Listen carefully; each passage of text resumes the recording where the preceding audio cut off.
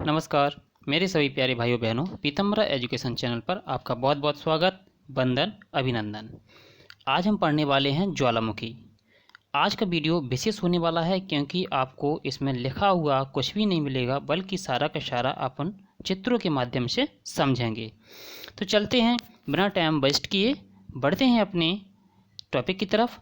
तब तक आप सभी मेरे इस चैनल को सब्सक्राइब कर लीजिए और बेल आइकन को दबा लीजिए ताकि आपको टाइम पर नोटिफिकेशंस मिलती रहें। चलिए मेरे प्यारे भाइयों बहनों, बढ़ते हैं अपने आज के टॉपिक की तरफ। देखते हैं पहले, सबसे पहले ज्वालामुखी होता क्या है। सबसे पहले देखते हैं ज्वालामुखी। आपने सभी ने देखा इस प्रकार की आकृति ज्वालामुखी कहलाती है।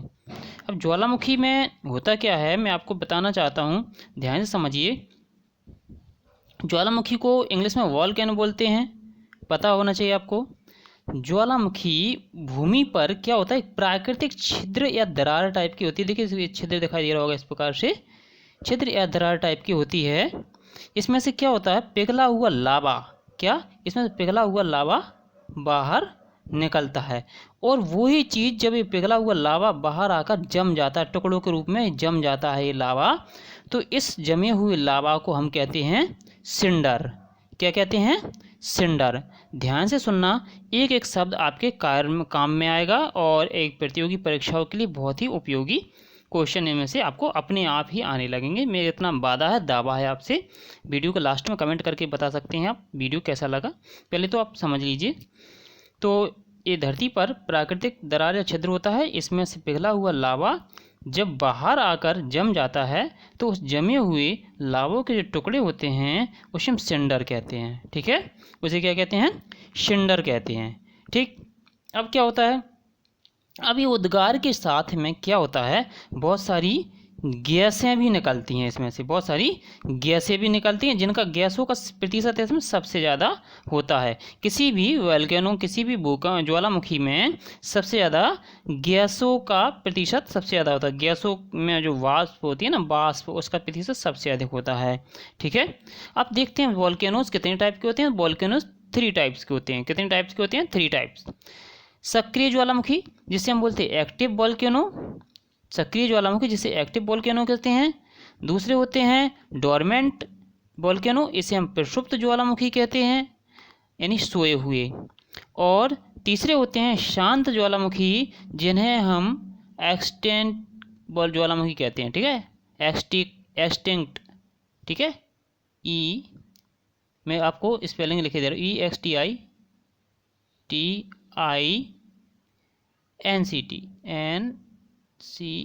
ठीक है, इंसेक्ट ज्वालामुखी।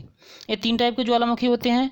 इतनी बात समझ में आई होगी। अब अपन देखते हैं एक एक से। सबसे पहले देखते हैं सिंडर कॉन वोल्केनोज। इसका पहला टाइप है सिंडर कॉन वोल्केनोज। अब सिंडर कॉन वोल्केनोज में होता क्या है, देखिए ये सिंडर कॉन वोल्केनो है और सिंडर कॉन वोल्केनो में होता क्या है, आप सबसे पहले समझिए। ये क्या है आपका, इस सिंडर्स है। ठीक है, इसमें क्या होता है, लावा जब दबाव बढ़ता है ना, पृथ्वी के अंदर दबाव बढ़ता है। अच्छा देखिए, दबाव कैसे बढ़ता है मैं आपको बता दूं कि हमारी जो पृथ्वी है वो बहुत सारी प्लेटों से बनी हुई है। और जब ये प्लेटें, जिसे हम प्लेट विवर्तनिकी या प्लेट टेक्टोनिक कहते हैं अपनी भाषा में, जब प्लेटें एक दूसरे से टकराती हैं तो या तो चटक जाती हैं, दरार पड़ जाती है, या इनमें से थोड़ा बहुत भी जगह जगह मिलती है लावा को, तो सीधा लावा उस चट्टानों को तोड़ते हुए उस प्लेटों के बीच में से निकलते हुए सीधा बाहर निकलने लगता है। तो ये होता है ज्वालामुखी की। मैं परिभाषा पहले दे चुका हूँ। सिंडर ज्वालामुखी मैं जो आपको बताना चाह रहा हूँ, इसमें ज्वाला जो लावा होता है, लावा सीधा ऊपर जाता है, मतलब एक लाइन से, एक पाइप के द्वारा, पाइप का मतलब ऐसा नहीं है कि मनुष्य ने कोई पाइप डाला हो, बल्कि एक पाइप जैसी आकृति बन जाती है एक, उसमें एक दरार टाइप की बन जाती है, उसमें सीधा ऊपर आता है और सीधा सीधा ये फैलने लगता है। ठीक है, इसे हम कहते हैं अपना सिंडर कॉन वोल्केनो। ठीक है, इसे कहते हैं सिंडर कॉन वोल्केनो। अब देखिए इसे अंदर की तरफ से देखते हैं। सिंडर कॉन वोल्केनो को अगर अंदर की तरफ से देखें, आपके लिए अंदर की तरफ का एक व्यू है, सिंडर वोल्केनो के अंदर का ये भाग है, तसल्ली से देखिए। सिंडर कॉन वोल्केनो मैंने बताया था ना, इस प्रकार से सिंडर कॉन वोल्केनो की देखिए, इस प्रकार से उठा हुआ भाग इस प्रकार से है। ठीक है, अब देखिए इसमें ये क्या है बीच में, ये मैग्मा है। क्या है ये, मैग्मा। क्या है, मैग्मा। ठीक है, ये मैग्मा है। ठीक, और इसके बाद देखिए ये फाइन एस, जो राख जैसी जम गई है ना, ये फाइन एस। ठीक है, ये है आपका वेंट, मुहाना उसका। ठीक है, और ये क्या है, ये है आपका सिंडर। ठीक है, ये सिंडर। ठीक है, इसलिए इसे सिंडर कॉन कहते हैं, इसलिए इसे कहते हैं सिंडर कॉन। ये कॉन की शेप ले रहा है, कॉन की शेप ले रहा है, कॉन जैसा है, त्रिभुज टाइप का दिखाई दे रहा है ना, कॉन जैसा, इसलिए सिंडर कॉन कहते हैं। ठीक है, ये अंदर की तरफ इस प्रकार से होता है। इसमें यहाँ पे चैम्बर होता है लावा का, मेग्मा का, सॉरी मेग्मा का, क्योंकि जो मेग्मा अंदर है, जो पिघली हुई चट्टान है, जो जब तक पृथ्वी के अंदर हैं तब तक वो कहलाएंगी आपकी मेग्मा। और जैसे ही ये पिघली हुई चट्टानें ऊपर की तरफ बढ़ेंगी तो फिर ये कहलाने लगेगा आपका लावा। ठीक है, बात समझ में आ गई। ये कौन सा है, ये सिंडर कॉन वोल्केनोज का अंदर का दृश्य है।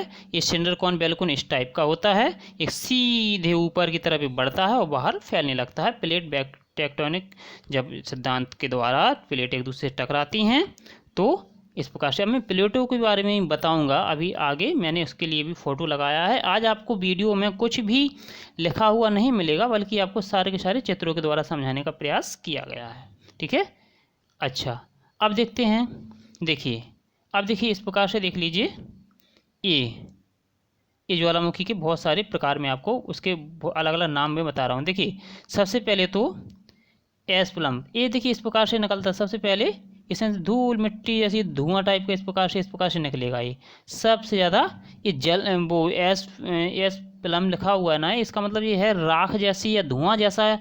सबसे पहले गुबार, या जिसमें मैंने सबसे पहले बोला कि सबसे ज़्यादा प्रतिशत इसका सबसे पहले किसका निकलता है, सबसे ज़्यादा परसेंट ये निकलता है आपका एस या राख या धुआं या बाष्प। ठीक है, जो भी आप समझ सकते हो, बाष्प सबसे ज़्यादा इसमें होती है। उसके बाद फिर आप देखते हो आपका वोल्केनो वॉल्व, ये वोल्केनो का वॉल्व है, ये वोल्केनो का वॉल्व है। ठीक है, ये क्या है, ये लावा, ये लावा यहाँ से, लावा यहाँ से निकलेगा लावा। ठीक, ठीक है ना। ये वोल्केनो एस रेन, देखिए इस प्रकार से बरसता है फिर कभी कभी, तो इसे क्या कहते हैं, वोल्केनो एश रेन, यानी गिरती है ना कुछ वोल्केनो से जो निकलने वाली धूल या राख है ना, वो नीचे की तरफ गिरती है, उसे वोल्केनो एश रेन भी अपन इसके नाम से जानते हैं, वोल्केनो एश रेन। ठीक है, देखिए आप क्या है, यहाँ से देखिए लावा, इफ ये यहाँ से वह क्या है, देखिए मैं कलर चेंज करता हूँ आप लोगों को लिए, आपको दिख रहा है, नहीं दिख रहा हो तो बताना। देखिए अब देख लेते हैं, यहाँ से इस प्रकार से लावा, देखिए इस रेड कलर से इस प्रकार से ये बह रहा है यहाँ से। ठीक है ना, ये लावा चारों तरफ इस प्रकार से बहेगा, ये लावा देखिए इस प्रकार से चारों तरफ से इस प्रकार से लावा बहना होता है, इस लावा फ्लो। ठीक है, ये लावा बहने लगता है। ठीक, अब इसके बाद देखते हैं, इसके बाद क्या है, लेयर्ड लावा एंड एस। देखिए अब यहाँ पे लावा की और किसकी एस यानी वो धूल वो राख की और लावा की यहाँ पर क्या जम गई, क्या जम गई बताइए, परत जम गई। ठीक है, इस प्रकार से। अभी क्या होता है, स्ट्रेटा, इस प्रकार से देखिए परत टाइप की इस प्रकार से रहता है, ये चैम्बर होता है, इसे चैम्बर कहते हैं, इसे भी कहते हैं मेग्मा का चैम्बर। देखिए सिल्ट बोलेंगे इसे, सिल्ट जो जम जाता है ना लावा, वो पतली परत जम जाती है, सिल्ट बोलते हैं। ये मैग्मा का चैम्बर होता है यहाँ पे। ठीक है ना, और ये देखिए दरारों के रूप में जब ये मैग्मा इस टाइप में जम जाता है तो इसे कहते हैं डाइक। ठीक है, इसे मैग्मा डाइक कहते हैं। ठीक, बात समझ में आ रही। अगला देखते हैं, तो इस प्रकार से मैग्मा, ये जो आपका ज्वालामुखी आपको दिखाई दे रहा है, इस प्रकार से फूटता है और इस प्रकार से वो बहने लगता है। ठीक है, ऐसे।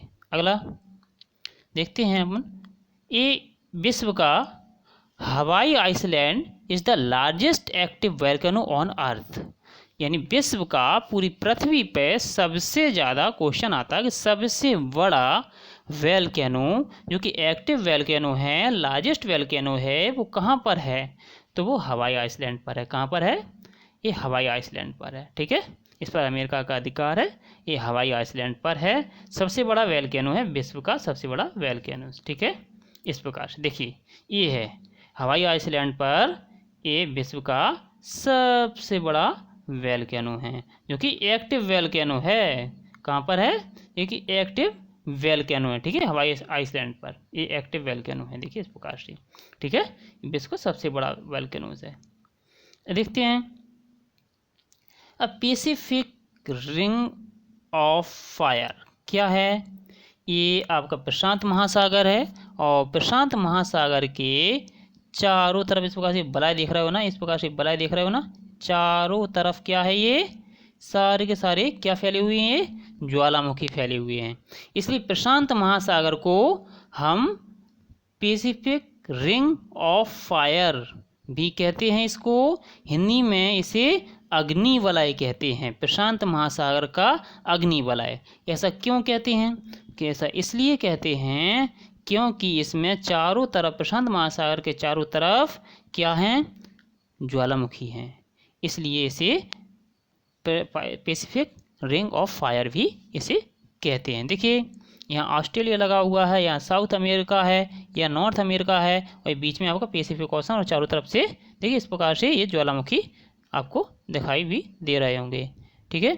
75% of the world's active and dormant volcanoes, आपको पता होना चाहिए 75% वोल्केनोज एक्टिव वोल्केनोज हैं, डोरमेंट वोल्केनोज सब 75% वोल्केनोज सबसे ज़्यादा, यानी जितने भी volcanoes all over the world में है, लेकिन सबसे ज़्यादा 75% वोल्केनो इसी रिंग्स में, या फिर इसी पैसिफिक फायर ऑफ ओशन, या फिर रिंग ऑफ फायर में ही मिलेंगे। 75% टोटल धरती की अगर बात करें, पृथ्वी की बात करें, तो 500 से ज़्यादा ज्वालामुखी अभी तक खोजे जा चुके हैं। देखते हैं, देखिए प्रशांत महासागर में इस प्रकार से आपको दिखाई दे रहा होगा, इस प्रकार से देखिए ये सारे के सारे ज्वालामुखी आपको दिखाई दे रहे होंगे, इस प्रकार त्रिकोण टाइप में जो बने हुए हैं, सारे के सारे ज्वालामुखी सारे के सारे प्रशांत महासागर के आसपास ही फैले हुए हैं, ठीक है ना। इस प्रकार देखिए ये ज्वालामुखी है ना, देखिए ये ज्वालामुखी फैले हुए हैं, ये देखिए इस प्रकार से प्लेटें बनी हुई हैं। देखिए ये नॉर्थ प्लेट है, देखिए ये लिखा है ये क्या लिखा है, नेजरो प्लेट है ना। इस प्रकार से ये कौन सी है, पैसिफिक प्लेट। इसी प्रकार से इंडियन प्लेट, ऑस्ट्रेलियन प्लेट, इस प्रकार से प्लेटें हैं, और ये प्लेटें जब आपस में टकराती हैं तो वहाँ पे ज्वालामुखी उत्पन्न हो जाते हैं। देखिए पहला ज्वालामुखी समझ लिया, ये पहला ज्वालामुखी था। अब दूसरा ज्वालामुखी, इससे ज्वालामुखी के प्रकार हैं ये। दूसरा ज्वालामुखी, इसको हम कहते हैं समग्र ज्वालामुखी। कौन सा? समग्र ज्वालामुखी, या फिर इसी को अपन कहते हैं कंपोजिट वोल्केनो। समग्र ज्वालामुखी क्यों कहते हैं, इसे भी समझ लीजिए। समग्र ज्वालामुखी मेरे भाइयों बहनों इसलिए कहते हैं, समग्र यानी सभी तरफ से, ऐसा समझ लीजिए। अब देखिए अपन ने देखा था पहले ज्वालामुखी में कि लावा सीधा ऊपर चढ़ रहा था। एक मिनट कलर चेंज ही कर लेता हूँ, ये वाला कलर आपको दिखाई देगा। लावा सीधा ऊपर चल रहा था और सीधा का सीधा फैल रहा था, ठीक है। लेकिन ऐसा इसमें नहीं है। समग्र ज्वालामुखी में होता क्या है भाइयों बहनों, इसमें लावा सीधा तो चलता ही है, साथ में अगर उसे यहाँ जगह मिल गई तो यहाँ से भी निकलेगा, यहाँ से भी निकलेगा, यहाँ से भी निकलेगा, यहाँ से भी निकलेगा, यहाँ से भी निकलेगा। अर्थात कहने का मतलब ये है कि ये इतना ज़्यादा गुस्सेल ज्वालामुखी मान सकते, इतना ज़्यादा इसे गुस्सा आता है, इतना ज़्यादा आता है कि समझिए जहाँ से इसे जगह मिलती वहीं से फट पड़ता है ये, ठीक है ना। समग्र ज्वालामुखी का मतलब समझ में आया। ये अंदर का भाग दिखा रहा हूँ मैं, समग्र ज्वालामुखी का ये इंटरनल एरिया का भाग है, मैं आपको दिखा रहा हूँ। जो इंटरनल एरिया इस प्रकार से होता है, इसके लेयर्स दिखाई दे रही हैं। ये पाइप सीधा वहाँ से बाहर निकलेगा, लेकिन ये आसपास से भी जहाँ भी इसे जगह मिलेगी वो बाहर से आसपास से भी ये क्या करेगा, इस प्रकार से देखिए, इस प्रकार से यहाँ से जगह मिली तो यहाँ विस्फोट हो गया, यहाँ जगह मिली तो यहाँ विस्फोट कर दिया, यहाँ से जगह मिली तो यहाँ से निकल के भागा। इस प्रकार से समग्र ज्वालामुखी होते हैं। ऐसे ज्वालामुखी जिनमें जो लावा होता है अपनी किसी भी तरफ जहाँ इसे जगह मिलती है, चारों तरफ से कहीं से भी ये फूट पड़ता है, इसे हम समग्र ज्वालामुखी कहते हैं। भाइयों बहनों निश्चित तौर पर आपको समझ में आ रहा होगा, ऐसी मैं उम्मीद कर सकता हूँ। यदि आपको कुछ प्रॉब्लम आती है, परेशानी आती है तो कमेंट करिए। यदि मेरे वीडियो में आपको जो कुछ अच्छा लगता है वो भी आप कमेंट करके मुझे बता सकते हैं, इससे हमें प्रोत्साहन मिलेगा, ठीक है। अगला देखते हैं, ये समग्र ज्वालामुखी हो गया, समझ में आ रहा कि नहीं जी। अगला देखते हैं, समग्र ज्वालामुखी तो इस प्रकार से क्या होता है, चारों तरफ से फट जाता है ये, ठीक है ना। अब इसके बाद तीसरे नंबर का आता है ढाल वाले ज्वालामुखी। तीसरा नंबर किसका है? ढाल वाले ज्वालामुखी। देखिए इस प्रकार से ढाल टाइप का बन रहा है, ढाल टाइप का बन रहा है ना, ये ज़्यादा ऊंचाई नहीं होती इनकी ज़्यादा ऊंचाई नहीं होती। इसे सील्ड ज्वालामुखी भी कहते हैं, सील्ड ज्वालामुखी या ढाल वाले ज्वालामुखी। सील्ड ज्वालामुखी या ढाल वाले ज्वालामुखी की विशेषता क्या होती है? देखिए सबसे पहले ज्वालामुखी में आपने पढ़ा था सीधा ऊपर चल रहा है और वो लावा बाहर फैल रहा था। दूसरे वाले ज्वालामुखी में आपने देखा था समग्र ज्वालामुखी में कि कहीं जहाँ से भी उसे रास्ता मिले वहीं से वो फूट पड़ता था। ठीक है, अब ये तीसरा वाला ज्वालामुखी का प्रकार है, इसे ढाल वाले ज्वालामुखी कहेंगे या सील्ड वोल्केनो कहेंगे। इसमें क्या होता है, इसमें ज्वालामुखी वो आपके अभी बताया था उस ज्वालामुखी से थोड़ा सा अलग है। ये ज्वालामुखी समग्र ज्वालामुखी से ज़रा सा अलग है, क्योंकि इसमें भी चारों तरफ से ही लावा निकलता है। देखिए यहाँ से भी लगा लावा निकलता हुआ दिखाई दे रहा होगा, यहाँ से भी कलर से यहाँ से आप समझ में आ जाएगा आपको। इस प्रकार देखिए ये ज्वालामुखी यहाँ से यहाँ से यहाँ से यहाँ से यहाँ से, लेकिन हो क्या रहा है, देखिए यहाँ से तो ये निकलेगा ही ज्वालामुखी, ये तो मेन उसका रास्ता है, यहाँ से तो आएगा ही ज्वालामुखी का में जो लावा है वो यहाँ से तो आएगा ही। ठीक है, लेकिन क्या होता है इसमें अपने आसपास से भी ज्वालामुखी में आसपास से भी लावा निकलता है, लेकिन वो क्या हो जाता है, ये बाहर की तरफ ना निकल कर अंदर की तरफ मुड़ता है। अब ये बाहर की तरफ नहीं निकल रहा है ये लावा, ये अंदर की तरफ जा रहा है, अंदर की तरफ जाकर इकट्ठा होकर इसी पाइप से बाहर ये फूट पड़ेगा। इसे क्या कहेंगे भाइयों बहनों? इसे कहेंगे सील्ड वोल्केनो। क्या कहेंगे? सील्ड वोल्केनो, यानी ढाल वाले ज्वालामुखी। इनकी ऊंचाई ज़्यादा नहीं होती है और इसमें हमेशा क्या होता है, ये आपको दिखाई दे रहा होगा, ये लावा ये अंदर की तरफ इस प्रकार से चलता है, अंदर की तरफ चलता है, बाहर की तरफ नहीं चलता। जबकि समग्र ज्वालामुखी में उल्टा था, वो बाहर की तरफ चल रहा था, यहाँ पर उल्टा है, ये अंदर ही अपने अंदर की साइड चल रहा है और मेन जो इसका क्रेटर है उसके द्वारा ये निकलेगा। ध्यान से देखिए, इसे क्रेटर कहेंगे। और यदि कभी कभी जब इसका तीव्र वेग हो जाता है तो इसमें से ये क्रेटर जो इसका ज्वालामुखी का मुंह है ये कभी कभी यहाँ से कट के अलग हो जाता है या किसी कारण से अलग हो जाता है, तो इसी क्रेटर को हम कॉल्डेरा नाम से भी जानने लगते हैं। किस नाम से जानते हैं? कॉल्डेरा। जब यहाँ से अलग हो जाएगा ना ये, तो ये और चौड़ा भाग हो जाएगा, इसका मुंह और चौड़ा हो जाएगा, तो इसे इस स्थिति में कॉल्डेरा नाम से जानने लगेंगे। भाइयों बहनों, आपको उम्मीद कर सकता हूँ मैं कि समझ में आ रहा है, कमेंट में ज़रूर बताना मुझे। ठीक है, इसी प्रकार की और वीडियो में ताकि लाने का प्रयास कर सकूं। देखिए चौथा प्रकार है, ये होता है लावा ज्वालामुखी। ठीक है, इसे लावा ज्वालामुखी कहते हैं। ये चौथा टाइप है वोल्केनो का, ये लावा ज्वालामुखी होता है, इस टाइप का होता है, पठार टाइप का, और इसमें ज़्यादा ऊंचाई इसकी भी नहीं होती है। भाइयों बहनों, मैंने पहले ही कहा था आज की वीडियो में केवल पिक्टोरियल मेथड से समझाऊंगा मैं, इसमें किसी प्रकार का कोई लिखित मटेरियल नहीं होगा। ठीक है ना भाइयों बहनों, आपको समझ में आ रहा होगा, मज़ा भी आ रहा होगा देखते हुए, तो लाइक कर दीजिए, जल्दी से प्रेस कर दीजिए बटन को और इसे शेयर और सब्सक्राइब जरूर कर लें और बेल आइकन को दबाना ना भूलें। ठीक है मेरे भाइयों बहनों, आशा उम्मीद करते हैं आपने इसे ज़रूर सब्सक्राइब कर लिया होगा, मेरे इस चैनल को, पीताम्बरा एजुकेशन चैनल को। चलिए ठीक है, देखते हैं। तो इसे कहते हैं लावा ज्वालामुखी। और लावा ज्वालामुखी का अंदरूनी भाग में आपको बता दे रहा हूँ, लावा ज्वालामुखी को यदि हम बाहर की परत हटा दें, इसकी बाहर की परत हटा लें, तो अंदर की तरफ इस प्रकार से जो आपको पीला कलर का दिखाई दे रहा है ना, ये आपका लावा भरा हुआ है।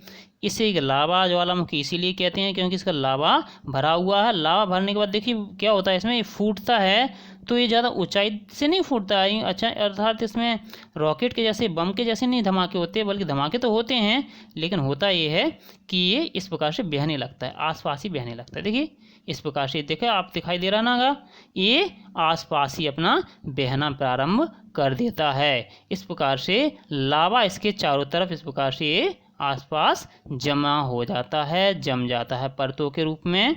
ठीक है ना, इसलिए इसे लावा ज्वालामुखी कहते हैं। इसकी ऊंचाई ज़्यादा नहीं होती है। भाइयों बहनों, मैंने जैसे पहले ही कहा था कि मैं आपके लिए प्लेट विवर्तनिकी या प्लेट टेक्टोनिक सिद्धांत को भी समझाऊंगा। देखिए इस प्रकार से आपको दिखाई दे रहा होगा, ये अलग अलग टाइप के साउथ अमेरिकन प्लेट है ना, इसे नॉर्थ अमेरिकन प्लेट, ठीक है। ये देखिए अफ्रीकन प्लेट, ये इंडियन प्लेट है ना, ये ऑस्ट्रेलियन प्लेट। इस प्रकार से हमारी पूरी पृथ्वी प्लेटों से बनी हुई है, जिसे हम प्लेट कहते हैं, यानी चट्टानों से बनी हुई है। चट्टानें कई सारी प्लेट्स में हैं, और ये मैं आपको बता दूं, यदि आप लोग कहेंगे तो मैं इसका और डिस्क्रिप्शन में भी वीडियो अच्छे से बना दूंगा। आपने देखा होगा जो हमारी पृथ्वी होती है, हमारी पृथ्वी गोल संरचना इस प्रकार से होती है, और इसके अंदर इस प्रकार से 3 लेयर्स में ये डिवाइड होती है। तो यहाँ पर अंदर की तरफ ये मेग्मा होता है, बहुत ही पिघली हुई चट्टानों के रूप में, चट्टानें पिघली हुई अवस्था में यहाँ पर रहती हैं, ठीक है ना, बिल्कुल बीचों बीच, बिल्कुल सेंटर में। इसे भूपरपटी, इसे प्रवार, और इसे क्रोड या फिर केंद्र कहते हैं पृथ्वी का। तो भाइयों बहनों, इस पर ये क्रोड पर पृथ्वी की, इस पर जो तरल पदार्थ होता है, जमी हुई चट्टानें, जो गर्म चट्टानें, तप्त चट्टानें या फिर पिघली हुई चट्टानें होती हैं, उनके ऊपर ये पृथ्वी पर जो ठोस आपकी जो प्लेटें हैं, जो आपको प्लेटें अभी मैंने समझाई हैं, वो सारी की सारी प्लेटें इस पर क्या है, लिक्विड पर तैर रही हैं। लिक्विड मतलब तरल, जो चट्टानें पिघली हुई चट्टानें उसके ऊपर तैर रही हैं, ठीक है। जब भी ये चट्टानें तैर कर यहाँ वहाँ जाती हैं, आपस में टकराती हैं, टकराने पर या तो इनमें दरार पड़ जाती है, या टूट जाती हैं, या एक प्लेट दूसरी प्लेट के नीचे आ जाती है, तो वहीं पर अपना क्या हो जाता है भाइयों बहनों, आप समझ सकते हो, समझदार हो आप। क्या हो सकता है वहाँ पे वोल्केनोज निर्माण हो जाते हैं, वोल्केनोज बन जाते हैं। तो अपने प्लेट टेक्टोनिक सिद्धांत को भी संक्षिप्त में समझ लिया होगा। तो इस प्रकार से हमारी पृथ्वी अनेक सारी प्लेटों में डिवाइड है। आपको उम्मीद करते हैं कि प्लेटों के बारे में भी, पृथ्वी के जो प्लेट टेक्टोनिक सिद्धांत है, प्लेट टेक्टोनिक सिद्धांत, वो अच्छे से समझ में आ गया होगा, ठीक है। देखिए, आप जल्दी से वीडियो को लाइक, शेयर और सब्सक्राइब कर दीजिए। सब्सक्राइब करने का, बेल आइकन को करने का, है ना, कोई भी चार्ज आपसे नहीं लिया जाएगा। ये निःशुल्क कक्षाएं हैं, और मैं आपसे उम्मीद भी कर सकता हूं कि आप मेरे इस चैनल को सब्सक्राइब करेंगे। और यदि आपके कोई सुझाव हैं तो सादर आमंत्रित हैं, आप मुझे सुझाव भी दे सकते हैं, और यदि आपके कोई प्रश्न हैं तो आप वो भी पूछ सकते हैं। चलिए मिलते हैं अगले वीडियो में, तो मुझे कमेंट करके ज़रूर बताइए कि मेरा वीडियो आपको कैसा लगा। Thank you watching for my this video. Bye bye.